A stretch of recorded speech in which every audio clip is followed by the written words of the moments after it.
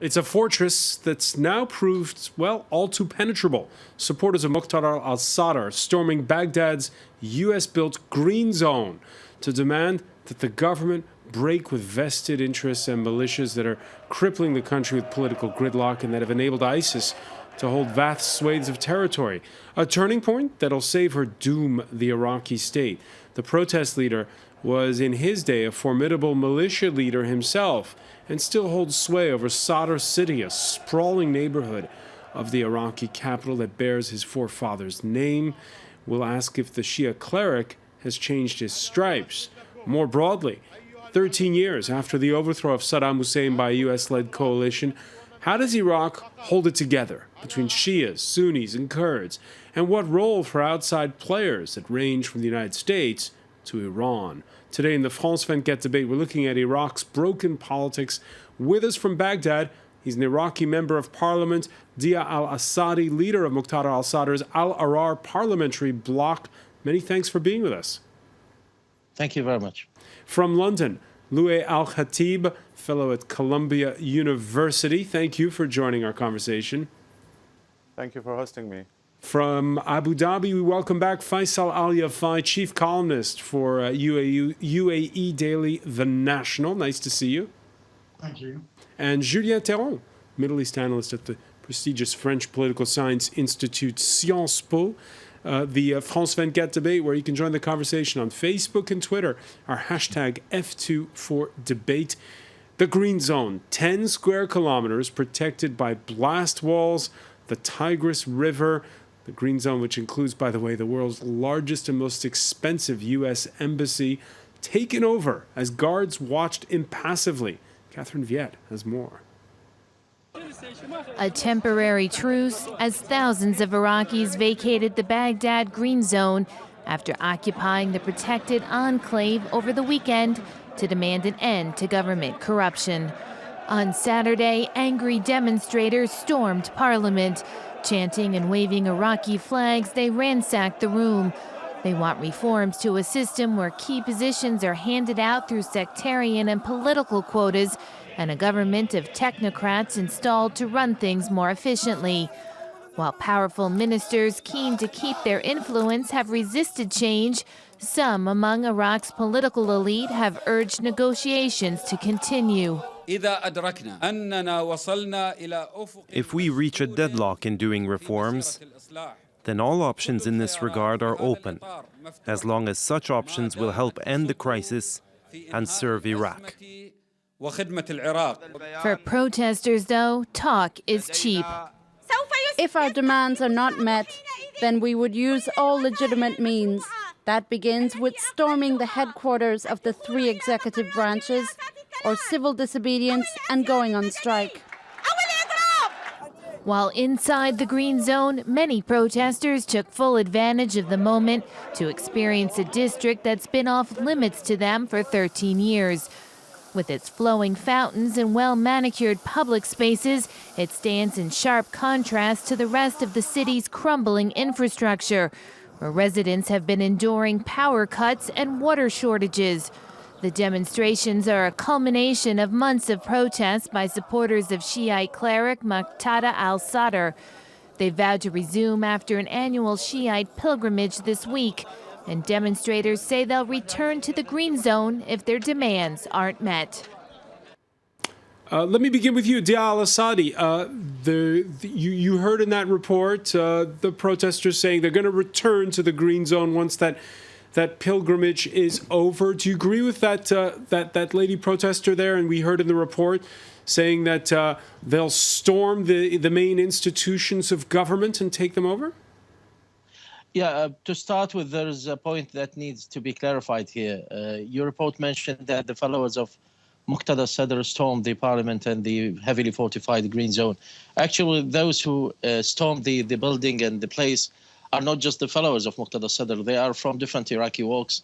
They have been demonstrating in the streets since early January, and some of them belong to the civilian movements, and some of them are from different, of course, factions of the Iraqi society. So they are not just the followers of Moqtada al-Sadr. although the majority of those demonstrators and protesters is constituted by the followers of Sayyid Moqtada al-Sadr. We in Al Bloc said in a statement that was issued recently, we are going to support the demands of those demonstrators announced by them, because they are the very demands that were negotiated with the political leaders over the last month in different meetings. We told them that the demonstrators are demanding, their most recurrent demand is to have a cabinet constituted by technocrats and independent ministers, and not to have the that does away with political quotas, people from various different walks of life and that kind of thing. Yeah, can you ask again, please, because I haven't heard the full question. I was going to say the demand is to a cabinet of technocrats that does away with the political quotas we've seen. Yeah, absolutely, absolutely. This is the same demand. I mean, al-Ahrar demand is to have a cabinet not dominated by political parties, not nominated by political parties, for the very reason that since 2003 up to the present point, we have political parties who have been manipulating the cabinet and the executive branch, and the failure in the Iraqi government is caused by the fact that those parties provide protection to the failed ministers. Every time the parliament would like to bring them to accountability, the political leaders come and say, you are not allowed to do this because there are certain agreements between different parties. All right. Before I ask Louis al-Khatib whether he agrees, Louis al-Khatib, let me first ask you on just the storming of the green zone. Should there be a green zone? Is this a good thing that that the general public was allowed to go into this area, which had been this fortress? Well, let's highlight the most important points on this event of storming the green zone. I mean, politics will never be the same after what happened 2 days ago. The symbolic fortified zone that unfortunately classified the Iraqi people to first-class and second-class citizen for the past 13 years, that defined Iraq into green zone, safe haven, versus a red zone, a dangerous zone, anything outside the green zone. That thing has ended, and nothing is safe inside the green zone after what happened 2 days ago. The protesters made quite a statement by this move, is either to have Iraq all together as a safe haven, a green zone, or everyone should experience the red zone. That's one thing. The other thing is that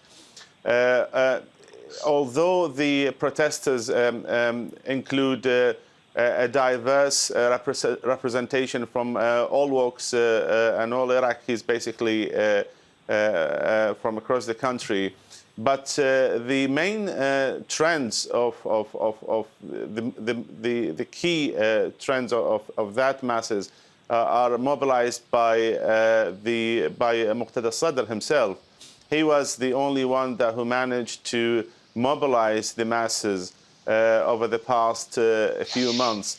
So there is a heavy responsibility that falls on Moqtada al-Sadr and his political entity to make sure that any call for democracy, call for reform, not to be hijacked by one entity.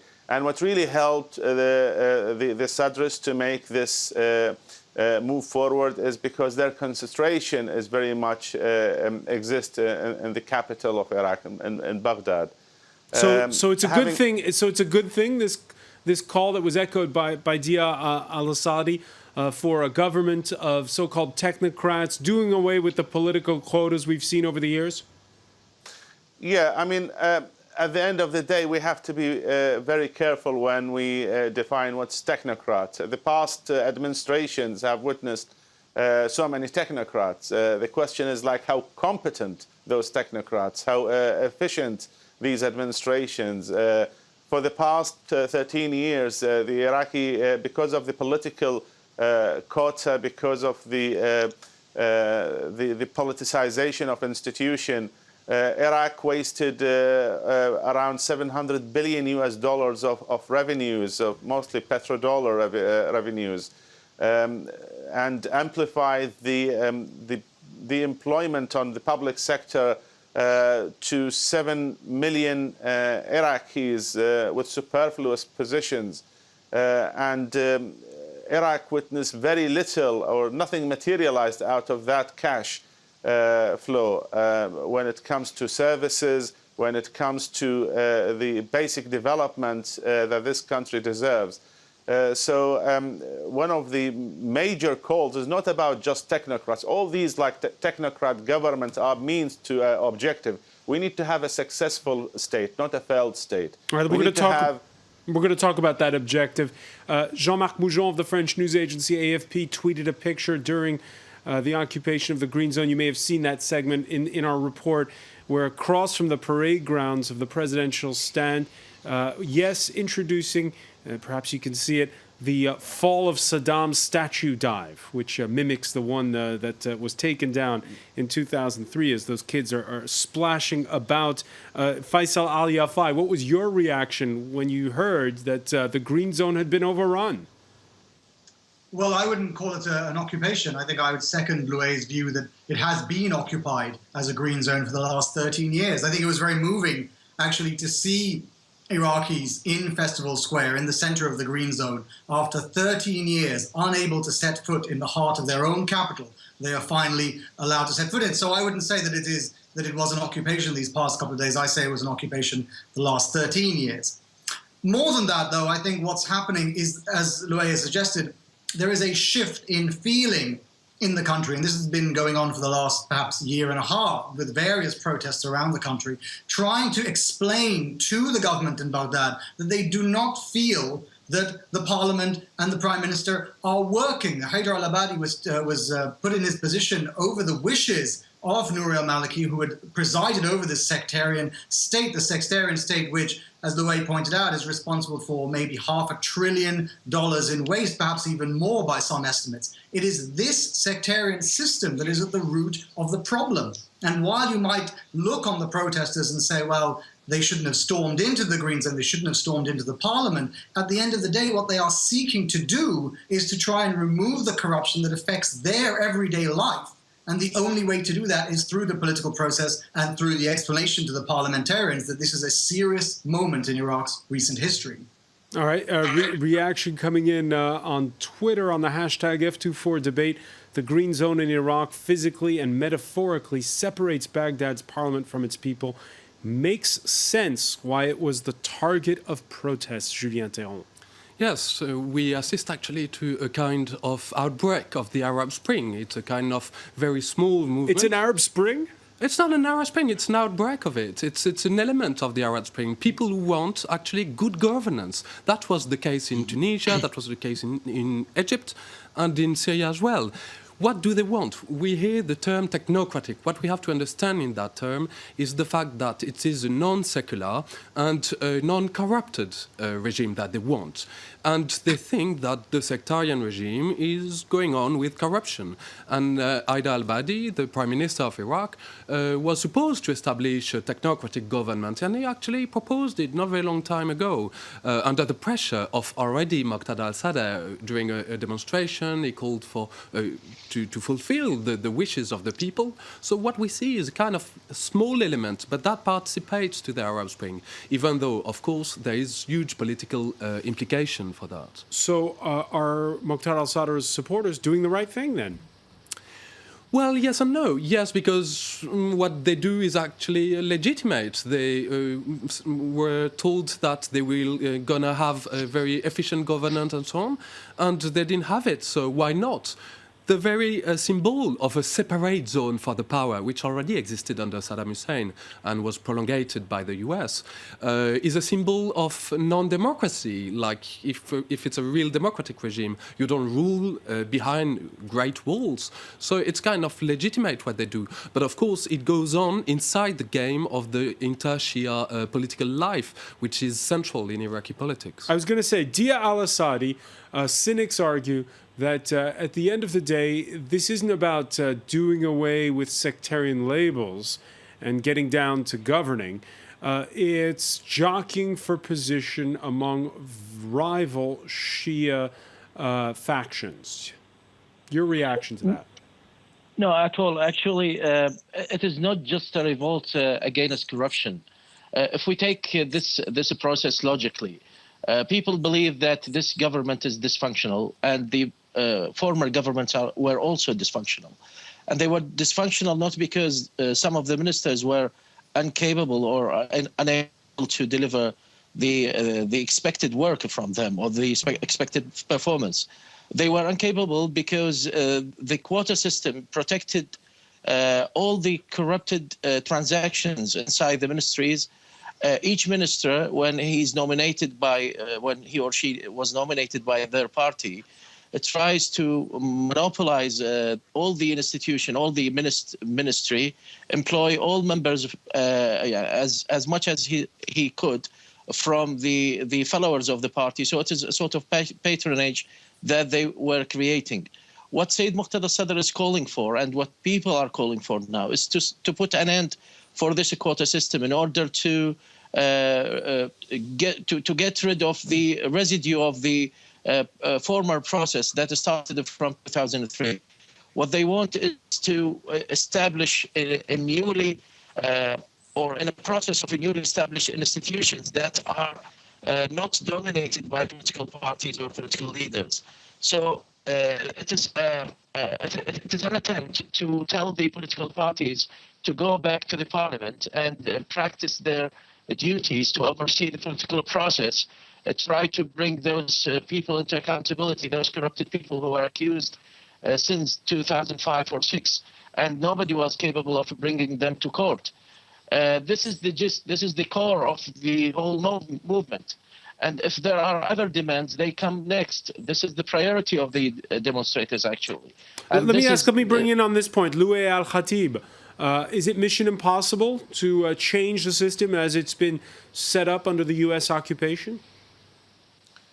No, nothing impossible if we have clear intention. But clear intention requires need to be supported by some logical actions, and that can be translated into some positive results. I mean, with all due respect, that as much as I'm in support of all the protesters who stormed the Green Zone, regardless of their identity, but when it comes to analyzing the scene, things becoming more complicated. The Sadrists, as a political entity, they've been part of this dysfunctional and corrupt political system for many years, in parliament and in government. And for them to call for reform, I can understand if they sit on as an opposition party, but to be in the executive council of ministers and as well as in parliament as part of the ruling elite, it puts a question marks. Personally, I don't understand.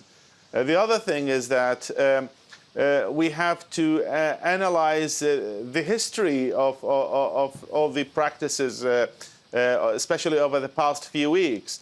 The parliamentary bloc stood in support with the protesting parliamentarians in parliament when they voted out basically they voted against Salim al-Jubouri, the Speaker of the House, and they appointed Adnan al-Janab. I'm going to have to interrupt you, Louis, because we have to take a very quick break. We're going to pick up on that point. We're going to ask, has Moqtada al-Sadr changed his stripes when we come back in the France 24 debate? Yeah.